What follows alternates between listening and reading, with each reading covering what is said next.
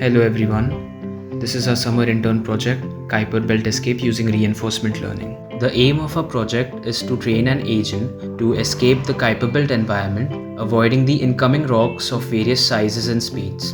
And we have implemented the Q-learning algorithm to do so. The environment overview or the state representation consists of a virtual LiDAR system which sends off LiDAR beams in all directions in order to gather an array of points describing the normalized distances of the nearby objects. The observation table consists of normalized distances of the objects and zeros and ones, which tells us if the agent has collided or not. The reward function is inversely related to the center of the environment.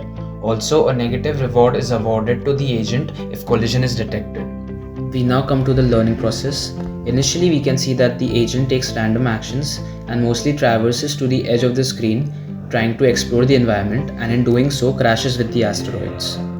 After a certain number of episodes, as the agent traverses through the environment, it tries to improve its optimal policy by effectively avoiding the rocks. And after a substantial number of episodes, in this case 12,000 episodes, we can see that the agent has learned to successfully avoid the asteroids by staying at the center of the screen and maximizing its cumulative rewards. We now come to the results of the training and testing graph. In the training graph, we can see that the cumulative reward increases with the increase in number of episodes. Also, the simple moving average also increases with the number of episodes. Also, in the testing graph, we can see that the agent maximizes its rewards after being trained for 10,000 episodes. Reinforcement learning has various algorithms which are helpful in dealing with model-free environment. The reason we have chosen Q-learning as a primary algorithm is due to its faster convergence rate and also because of its off-policy learning. We now come to the challenges faced by us during this project. One of the major challenges that we faced was the convergence problem with the continuous observation space. The infinite observation space results in a memory overflow.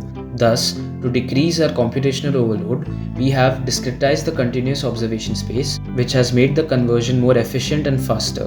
The extensions of this project include deep Q-learning. We can use deep Q-learning for more complex environments. Also, we can use multi-agent models, which would increase the computational task and make it more realistic.